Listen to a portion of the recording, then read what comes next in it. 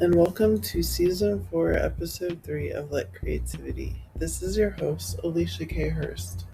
Today's guest is Meghana. She is the founder of LetsCurate, and she travels the world and finds artisans that make unique handmade arts and crafts, and she showcases them on her website so that you can buy their arts and crafts. And she's such a lovely person and has such great energy. She talks about how and why she started Let's Curate, and also the amazing way she treats the artisans and why she treats them that way. So please, without further ado, Meghana. So, Meghana, welcome to Let Creativity. Welcome to the show. You have a website called Let's Curate, and I'm excited to talk to you about that today. Before we get started, is there anything you'd like to tell the audience about yourself? Absolutely. First of all, thank you so much for having me. It's always a pleasure to connect with new people, and especially people who focus on things which are not often spoken about. So I'm so happy to be on your show today. I'm looking forward to the conversation. Just a little bit about myself. I've been in New York City for the past 13, 14 years. I was born and brought up in India. I've done all my schooling, education out there, and I also came to the US after I worked in India for a couple of years to pursue my management degree. So I would say my world or my life before Let's Curate kind of is very run of the mill, for lack of a better word. I did my MBA. I was working in California for a year with venture capital firms, came to New York, worked with nonprofits, the usual shebang. Along the way, I'm an avid traveler. So along the way, there was this kind of feeling within me where I was like, oh, what now? I've kind of done the thing. I'm in the groove. Things were kind of on autopilot, to be honest. And I was looking for something more inspiring, something to kind of where I woke up and was like, oh, this requires a lot of work, and I'm so excited to do this. That kind of thing. And that, I would say, my travel across multiple countries triggered that interest in trying to find creations that are culturally significant, that have a legacy, primarily and most important, created by individuals. So the more I traveled, the more I realized that there were so many beautiful, creations that we had never seen before. When I traveled to India or Colombia, Morocco, you always see the same kinds of things, even though in shops or online, if you type Morocco, you always get carpets. If you type India, you always have, I would say each country is somehow typecast in a certain way. Yeah. But the more I travel, the more I realize that there's a bigger world out there, a bigger creative world, and unfortunately, for multiple reasons, those people who were involved in that kind of work were not in the limelight. One, they didn't realize that what they were doing is actually incredible because they didn't have an audience. They didn't know they should be looking for an audience. So the more I traveled, the more it kind of sunk in that, wait, there is an opportunity here. And I kind of kept in touch with around 10 artisans from 10 countries over many, many years. And the feeling kind of grew stronger. And a couple of years ago, I kind of had this I have to do it now or I'm never going to do it kind of a moment. And I went ahead and started working on the platform. We've now grown from 10 artisans to about 45 or 46 from about 29 countries. Wow. And it's been an incredible journey, pandemic notwithstanding, all of the things that came in the way. And it's also evolved over time. So yeah, that's the background. That's amazing. And I was looking at your website, and you really do have from all over the world. Yeah. Which I think is really, really great. You mentioned that, so instead of going for like the artisans that make, like you said, the typecasted type, is there anything specific you look for when you are looking at the individual work? The first thing I feel that there are so many traditional and contemporary art forms that that are very common to a region, and that's why people from that region don't feel like, oh, it's such a big deal, because they've grown up seeing it and doing it, and for them there's no novelty. But for many other people, when you go in and you're like, wait, Morocco is not just about carpets, it's about all these other things too. So I felt like that is key to the essence of my platform. It's discovering the world in an unexpected, in a new way, kind of looking at the world in a new way through these creations, and through, made through the hands of independent artisans. That is the one thing I focus on completely. I don't work with organizations. There are many wonderful organizations working with groups of people, villages and other groups, and doing a tremendous good amount of work. My thing is a more one-on-one relationship, because I feel like if you like something and the feeling is growing, it's always interesting to know more about the person who made it. It adds a special meaning to the whole process. Right. And it also ties in with my, and I hope it gets to that stage where we slow down a little bit. We take our time looking at stuff, understanding the process, building a relationship with the person who's made it. And then, so there is no one-click shopping. I want to move away from the one-click shopping and to take my time with this thing, which ties in with sustainable, organic, slow fashion movement, which I'm a big proponent of that. So when I'm looking for artisans, the essence is they are people who either are focusing on traditional arts that we have not been, made aware of, or they're creating something contemporary, but the basis and the foundation is something that they have learned. It's a legacy from their ancestors, or from, their past, or the region that they come from. All handmade products and all independent.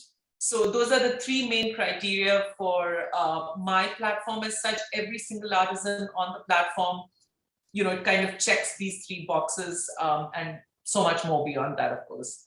What a beautiful concept. That's great. Also, it sounds like, so how do you take the time, or how do you start to get to know the artisans? This was funny because on social media, we obviously post, we're constantly talking about everything that our network of artisans do. And I had a customer say, oh wow, the content is so exciting. It seems like there's something new that's being launched. There's either a webcast interview or a new collection that's being launched. How are you growing so quickly? How long does it take for you to? It actually takes many, many, many months. So the one post that you see on Instagram, there's probably like 9 months of conversation behind that post. So it literally starts with, I always love meeting people. So, when you say what's the best way to reach, is just to send me an email, me or my team an email, because the first thing we want to do is understand what the person is about. What does he or she want to show through his art? Where has it emerged from? So all these conversations take time, because I feel if I have a better understanding of the artisan that I'm representing, it's also, I'm personally invested in that relationship. And I think I want to kind of carry that forward. Then the person who buys it from that person has also developed some kind of relationship, because I've provided that background to that person. So in that sense, yes, it's kind of, I would say, it takes a lot of effort, but that's the biggest joy behind my whole venture. It's making connections. So I would say that it minimum takes like 6 to 7 months before we launch someone. But by then I feel like I know them in and out. They know me in and out. And it's wonderful to just kind of like let them out into the world as such. Oh, that's great. I know from my own travels, it can be really difficult to get into the smaller areas of a country, but that is where you find like the very unique art. And exactly. And you know, it's a pity because I feel like people don't, obviously some people, you know, it's a matter of being at the right place at the right time. I want my platform to be the right place at the right time. I want my platform to be the place where if someone is thinking of, oh, you know, I've never been to Armenia, I read something about the country, what are the kinds of art forms that are practiced in Armenia, and I want them to come to my platform and say, oh, you know what, LetsCurate has someone from there. We do actually have an artisan from Armenia. She's an architect and she's incredible. And I have actually gone out of my way, and it has so happened, God willing, that people from unexpected countries have, you know, reached out to me. So we have people from Romania, from Iran, from Moldova, you know, completely unexpected. And it's such a joy to kind of have, you know, have this opportunity to meet with people as such. So I do feel it begins with just a simple conversation, and it kind of builds up on that. That everything you've said so far really makes me feel more at ease, because I think I was looking at they were stone carvings, little stone carvings from I think it was Australia. And one of my questions that immediately popped up was like, is this sustainable? Is this coming from, you know, they're not like poaching ivory? Oh yeah, exactly. So I'm glad you get to know. I mean, from a consumer point of view, like that's everything you just said. It's like, oh, okay, this is coming from a good place. Exactly. And you know, we are very, very particular about kind of building a direct relationship between the artisan and the customer. We don't know where it's coming from. I never want that question to be posed on my platform or through my platform. I mean, the end-to-end, the whole process is transparent. Everyone knows where it's coming from. And exactly like you said, I think the carvings that we're talking about are these very wonderful and absolutely like legacy built carvings, bone carvings from New Zealand. And they were taught these skills. It's from the Maori tribe. So it's actually illegal to do that. And there are many people who do that like outside the New Zealand, but you're actually not allowed to do that. So we have a personal connection with the artisan who makes these things. And I think it's important for people to know that, you know, these things are special to this region. And yes, of course, it's art. So you can interpret it in multiple ways, but it's not right to kind of copy that and pass it off as your own. So it's also, the platform is obviously a store where you can find these unusual artisanal creations, but it's also, I would say, I'm hoping that it's more of like a resource center where you get to know the artisan, you get to know the process, you understand the significance of what they're doing. And that's the hope as such. So it's growing slowly, and I actually want to slow down in the sense that I want to kind of take my time building this. But despite that, I feel like, wow, you know, it's from 10 to 45, it's unexpected. You know, when you're not looking at, it's funny, there was a time when I launched, I was like, oh, it's 10 people from 10 countries, and then it grew. And then once in a while I need to check to see, oh, it's 40 now, it's 43, it's 44. And it's kind of like happened without me actually looking at the numbers in that sense. It's a special kind of happiness to see that. that really is wonderful. And I love that it's just by going to the website and looking too, you learn about the cultures. I mean, that's really amazing. Yes. Also, is there any feedback from the artisans that you get that you wouldn't mind sharing? I feel, artisans are, I'm so fond of all the people that we represent. They put their heart and soul in these things. And I want people to understand that it's a difficult process. It's like solving a difficult problem with every collection. And I feel truly creative people really push themselves. They're trying to reinvent themselves, or they're trying to perfect their art, and they need the time and the space to do that. Which is why I'm also kind of trying through the platform in a very slow, organic manner to kind of move and work with artisans that are okay with that are not in a rush to kind of be like, oh, I can make 5,000 pieces in 2 months.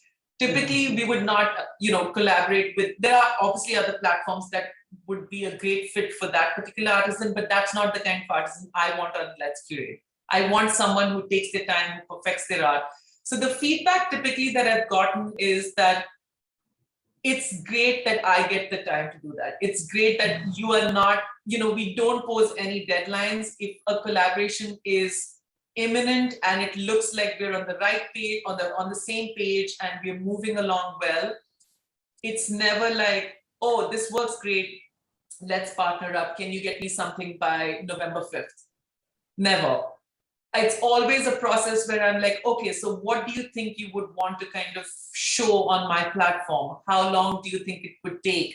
There are times when people have midway through a collection have been like, oh, I'm not feeling this. Can I just scrap this and do something else? And that's, that's amazing, because that's how creativity, you grow and you evolve. It's not a straight line, it's up and down. And I celebrate that, and I want to empower people to be okay with taking their time with this. So I feel the feedback has been, mainly I feel like the artisans are very relieved when I kind of tell them there is no deadline, please let me know the timeline that works for you to make this happen. And I think that's the first reaction. And then it's, I see the enthusiasm, it increases, because then it's like, wait, now I have enough space and bandwidth to explore a little bit. So I think that's two of the biggest reactions, is relief, and then, this renewed kind of vigor to create. That's like a wish come true to a lot of artisans. I feel like, just as you're saying that, I feel like a weight just leaves, because you're right. When you talk about the space to create, it never really is a straight line. And sometimes you do need just space to like think and like process about what's happening and what direction, all that good stuff. So I can imagine their relief. That's amazing. When did you realize that? Because you seem like to know the creative process pretty well. How did you get to know it? I feel like it's whatever I have learned so far. To be honest, I have learned it in the past 2 years, since the time I launched the platform. We do something called webcast interviews, and we do a lot of portfolio videos for artisans to present their work. And just through the process of talking to them and doing these interviews, I feel like I have been educated with how people think. And it's always something new, it's always something different. So I'm still learning, and I hope to continue learning forever. But I think whatever I have learned so far is just through the dialogue that I have had with artisans. I've spoken to sculptors and painters and jewelry designers and fabric textile artists and things like that. And it's incredible. We have jewelry. We have a very strong representation of jewelry from multiple countries. Like I said, Armenia, Greece, India, of course, Canada, US, like New Zealand, like we said. And it's amazing how each one, if I put all 20 collections together, it's shocking how different they are. And that's so thrilling to see. So, and it gives me pride to think back and be like, if I have to look at this collection, what was she thinking? I now have the answer for that. And I think that's my that's my process of learning about this whole, from the idea to the execution. Yeah. But I'm just a learner. I'm just absorbing this. All credit goes to people who not only think through it, but immense gratitude. And, I'm always so inspired watching people make, because to make something with their own hands out of nothing, is pretty spectacular. And I feel that's so underrated, because you're always kind of looking, we're in this world where there's so much focus on success. There's so much focus on how many pieces did you make? Did you make, like, what are the numbers? It's a very number centric parameter for success, that I feel that is in all this. Sometimes it's just, it's like watching a child laugh. It's so simple and it's pure, and it's got no strings attached to it. Like, when you understand that, I feel it just, I want to kind of celebrate that moment on the platform as such.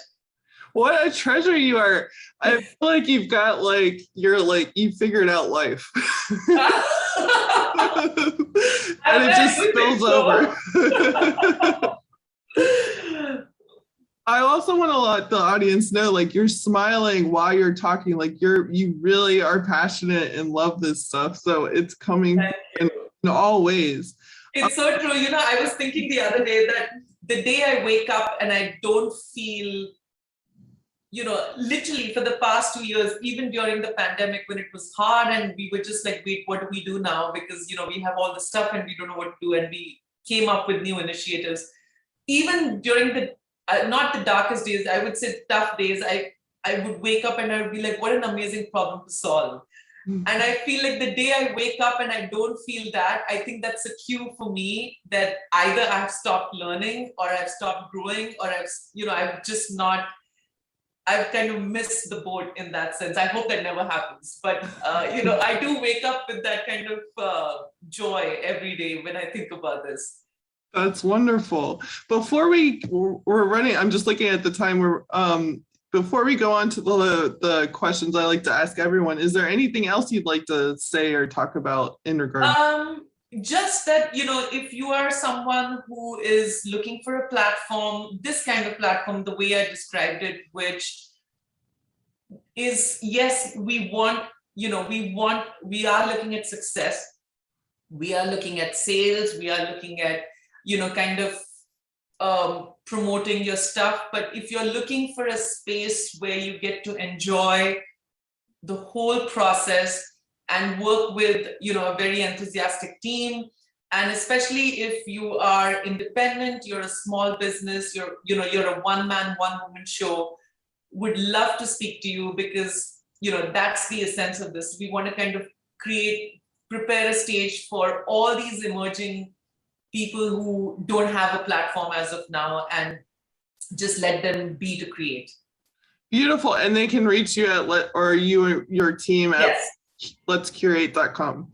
LetsCurate.com, and our Instagram is Let's_Curate. You can also reach us via email at info@LetsCurate.com. Okay, great. And of course, I'll put those links in the podcast.